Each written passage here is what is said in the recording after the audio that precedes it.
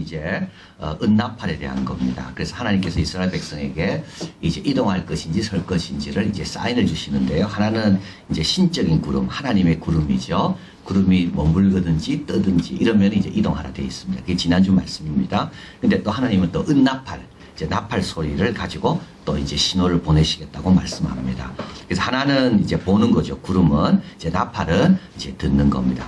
멀리 있어도 나팔 소리가 들릴 거 아닙니까? 보이진 않아도 이제 듣는 겁니다. 그래서 하나님의 인도를 받기 위해서는 이중의 장치가 필요하다. 보는 것과 듣는 거다. 그죠? 예. 그래서 우리 구름이 하나님의 주권이라면 은나팔은 제사장의 역할입니다. 그러니까 하나님께서는 주권적으로도 구름도 보이지만 또 어떻게 그 구름을 보고 누가 나팔을 불겠습니까? 제사장이 나팔을 부는 겁니다. 이 둘이 같이 가는 거죠. 그래서 구름 봤는데 나팔 소리가 들립니까? 확실하네. 이렇게 해서 이제 하나님의 인도를 이제 받는 겁니다. 그래서 하나는 하나님께서 직접 나에게 양심으로 말씀할 수 있고요. 또 한 가지는 교회에 와서 목회자를 통하여 말씀하시는 겁니다. 이게 은나팔인 겁니다. 목회자는 하나님의 음성을 잘 들어야 되겠죠. 이게 은나팔인 겁니다. 이게 참 중요한 내용 아닙니까? 하나님은 구름만 갖고도 말씀할 수 있는데도 하나님이 세운 종을 통해서도 또 말씀하시는데 이 두 개가 뭐라고요? 두 개가 같아야 된다는 겁니다. 자, 하나님이 인도하시는 도구는 셋입니다. 제일 중요한 건 말씀이고요. 그 다음에 양심입니다. 여러분 잘 말씀을 모를 때는요. 양심에 따라 해도 됩니다. 말씀은 양심 위에 있는 거거든요. 절대 양심보다 밑은 아닙니다. 근데요. 양심도 막 거스리면서 행동하는 그거는 진짜 잘못된 겁니다. 그러니까 여러분 양심에 따라 조금이라도 거슬린 건 그건 하나님 뜻이 아닙니다. 말씀은 그보다 훨씬 위입니다. 그래서 하나님의 인도를 받을 때 항상 말씀은 잘 모르겠고 이러면 뭡니까? 뭐 양심껏 해도 그건 틀린 건 아닙니다. 그러나 양심과 말씀이 다르다. 그런데 양심보다 말씀이 높잖아요. 그러면 말씀을 따라야 되는 거예요. 그리고 하나는 섭리, 이 세 가지입니다. 그래서 하나님께서 우리를 인도하실 때는 여러 도구들을 사용하십니다. 그죠? 그러나 하나는 하나님이 직접 주시는 거고 또 하나는 하나님이 세운 종을 통해 주시는 거고 이게 두 개가 같아야 되는 거죠. 그래서 하나님은 이중의 장치로 우리를 인도하시는 거예요. 실수하지 않도록. 자, 그래서 은나팔을 불면 회중이 모입니다. 은나팔 하나를 불면 은나팔 둘을 불면 회중이 모이고요. 하나만 불면 이제 지도자만 모입니다. 은나팔을 올려서 분다. 이거는 이제 경고성인데 이거는 뭐냐면 힘껏 분다.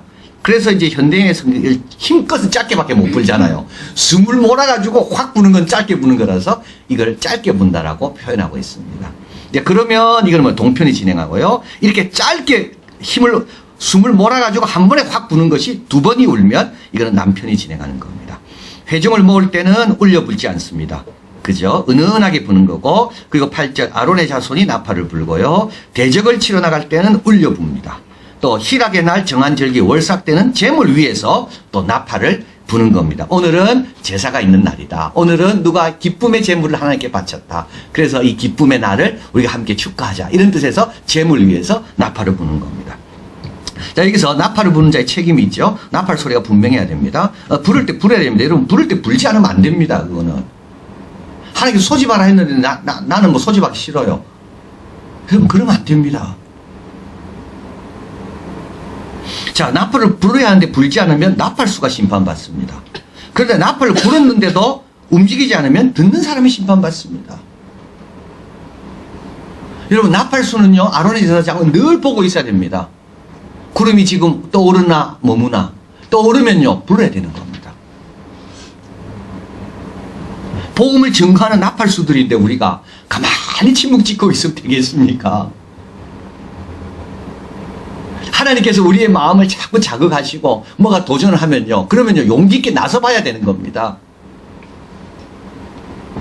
두 번째, 나팔의 통일성입니다. 나팔은 아무나 못 붑니다. 나팔은 은나팔 두 개밖에 없습니다. 정해진 사람만 붑니다. 한 소리만 들려야 됩니다. 여러분 평창 올림픽 할 때 총으로 레디 한 다음에 팡 쏘잖아요. 근데 몇 사람이 레디하고 쏘면 되겠습니까? 안 되지. 평창에서 총소리는 한 사람의 총소리만 들려야 됩니다. 근데 이게 참 어렵습니다. 교회에서는 이래 말하는데 집에서 엉뚱한 말하고 있어요. 그러니까 애들이 어떻게 혼돈이, 혼돈이 오는 거죠. 자, 하나님께서 나시린을 일으켰잖아요. 근데요, 나시린 되는 거 싫어요, 집에서. 그래서 나시린 되지 마라 그런다 그랬잖아요. 이게 아모스 2장 아닙니까? 하나님은 선지자를 일으켰습니다. 근데 선지자 보고 말하지 마라 그런다니까는요.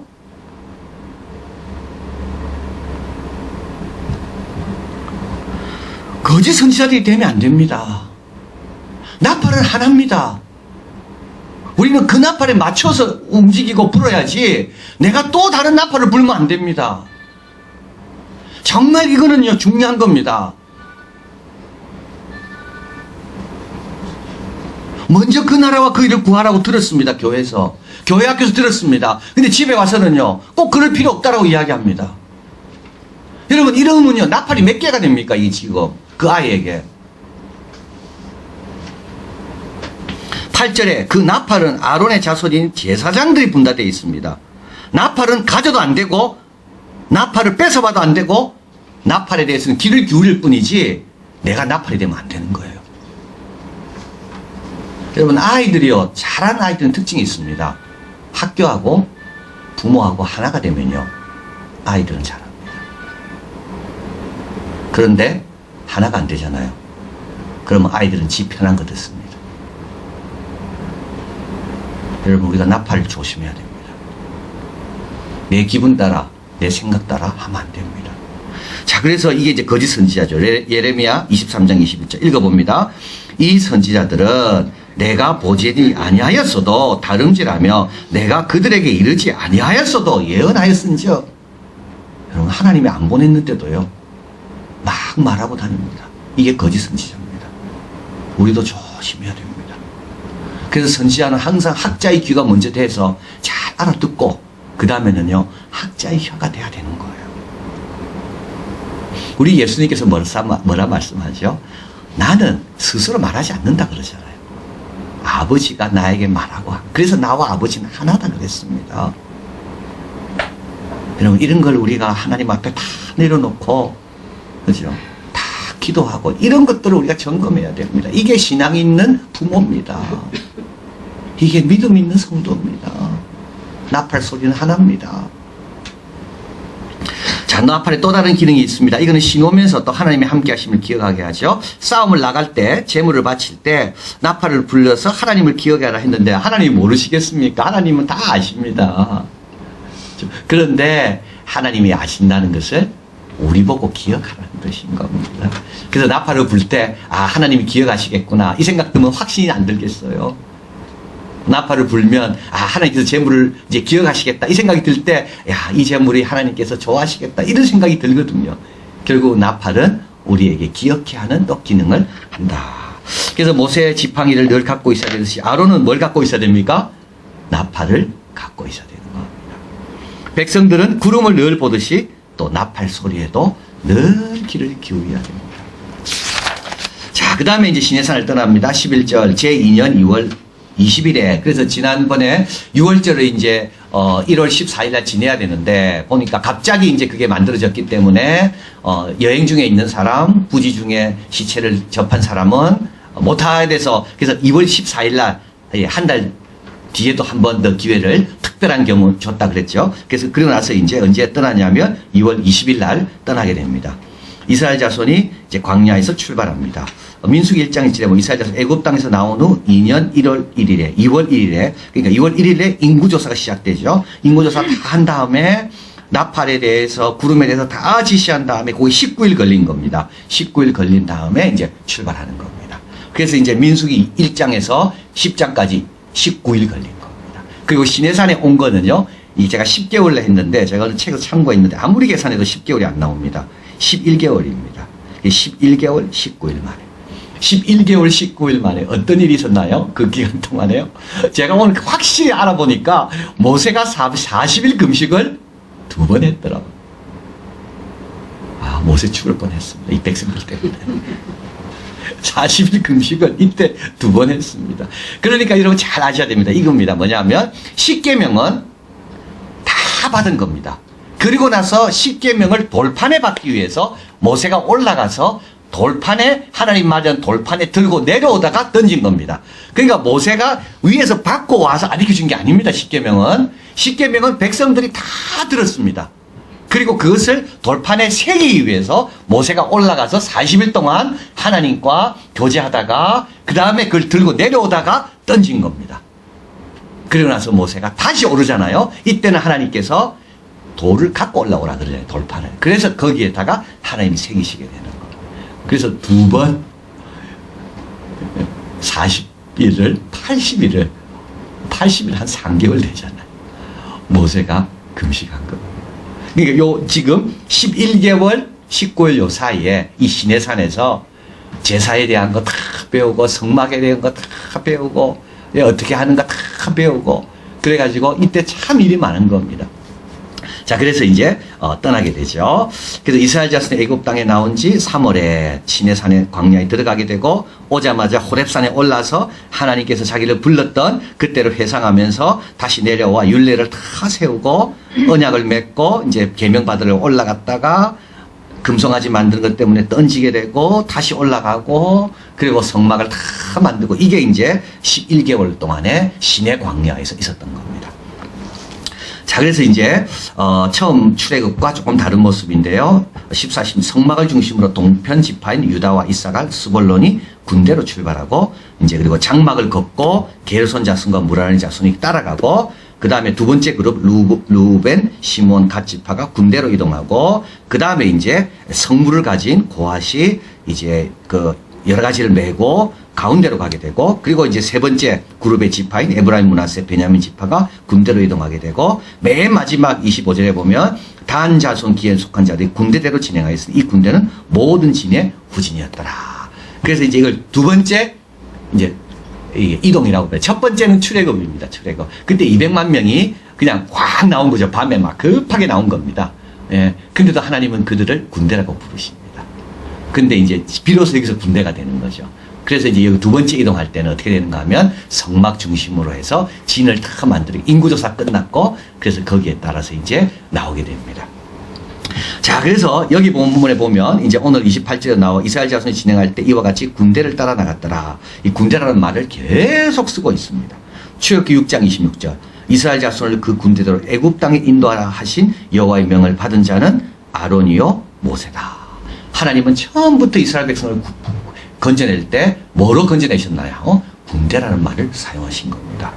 출애굽기 7장 4절 내 군대 내 백성 이스라엘 자손을 그 땅에서 인도하여 낼지니라. 출애굽기 12장 41절 430년이 마치는 그날에 여호와의 군대가 다 애굽 땅에서 나왔다. 근데 이 군대가 비로소 언제 완성되는가 하면 이 시내산에 있는 동안에 다 완성되고 그래서 이제는 각 지파들이 다 지파를 뭐라 부르는가 하면 군대라고 다 부르게 되는 겁니다. 군대는 어떤 것이냐면 목표를 갖고 있고 목표를 이루기 위해 질서를 갖고 있는 조직을 군대라고 이야기합니다. 어떤 목표입니까? 예, 왕 같은 제사장 나라가 되는 게 목표입니다. 열방의 축복이 되는 것이 목표입니다. 그 목표를 위해서 하나님께서 조직을 갖추시고 질서 있게 운행해 나가신다. 그게 바로 이스라엘 백성이다. 우리는 뭡니까? 우리는 십자가의 군사들입니다. 군사의 특징은 있죠. 뭡니까? 자기를 기쁘게 하지 않고 모집한 자를 기쁘게 하는 게 특징인 거죠. 자, 그래서 첫 번째 출애굽기는 첫 번째 출애굽이라면 오늘 본문은 두 번째 출발이게 첫 번째 출발이 있고 두 번째 출발이 있는데요. 출애굽기는 첫 번째 출발이고 여기 이제 이 민수기 10장은 두 번째 출발입니다. 처음에는 서둘러 200만 명, 두 번째 출발은 엄격한 질서를 갖고 그러나 군대 용어는 모두에게 다 사용하고 있다. 왜냐하면 모두가 다 동일한 목표 그리고 좀 엉성했지만 처음에는 모세와 아론을 중심으로 한 질서가 있었기 때문이라는 겁니다. 자, 하나님의 백성은 하나님의 백성다운 질서를 갖고 있어야 됩니다. 여러분, 교회 생활은 질서를 따라하는 겁니다. 교회는 은혜 받으러 오지만 마음대로 있는 곳이 아닙니다. 예루살렘에 올라갈 때 다 전례를 따라 전부 질서를 따라 다 올라가잖아요. 그래서 우리도 질서를 따라 거기에 따라서 같이 움직이고 같이 순종하고 같이 목표를 이루고 이게 바로 하나님의 백성의 모습인 겁니다. 자, 보면 에베소서 4장 1절 3절 같이 읽어봅니다. 그러므로 주 안에서 갇힌 내가 너희를 권하노니 너희 부르심을 입은 부름에 합당하게 행하여 모든 겸손과 온유로 하고 오래 참음으로 사랑 가운데서 서로 용납하고 평안에 매는 줄로 성령이 하나 되게 하신 것을 힘써 지키라. 그죠? 이 질서가 되려면 이래야 됩니다. 부르심에 합당하게 해야 됩니다. 겸손해야 됩니다. 온유해야 됩니다. 오래 참아야 됩니다. 여러분, 오래 참아야 됩니다. 사랑 가운데 서로 용납해야 됩니다. 평안에 매는 줄로 서로 하나 돼야 됩니다. 예, 이게 질서 있는 모습이죠. 서로 높이고, 서로 겸손하고. 에베소 4장 15, 16 오직 사랑 안에서 참된 것을 하고 범사에 그에까지 자꾸 잘하는 겁니다. 그는 머리니 곧 그리스도라. 그에게서 온 몸이 각 마디를 통하여 도움을 입음으로 연락하고 상합하여 각 지체의 분량대로 역사하여 그 몸, 이 질서가 우리 공동체가 이렇게 자라나는 겁니다. 여러분, 이렇게 질서를 소중히 여기고 함께 움직이는 성도들과 있어서 교회가 되는 겁니다. 이 질서를 존중하고 지키려고 하고 이걸 보호하고 이 안에서 내가 성장하리라, 이런 성도가 있기 때문에 교회가 되는 겁니다. 그래서 우리는 처음부터, 이스라엘 백성은 처음부터 뭐로 부르심을 받았다고요? 군대로. 근데 이 군대는 싸우는 군대가 아닙니다. 물론 싸우죠. 영적인 세력과 싸우는 겁니다. 여러 가지 불평과도 싸우고 여러 가지 불신과도 싸우고. 그런데 이 싸우는 이 조직은 질서가 있다.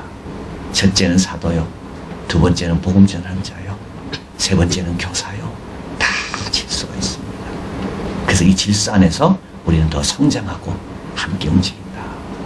그래서 우리 교회 생활은 혼자 하는 게 절대 아닙니다. 여러분, 혼자 하는 게 아니고 이 안에서 같이 하는, 이건 처음부터 그랬다는 것을 알게 됩니다. 기도하겠습니다.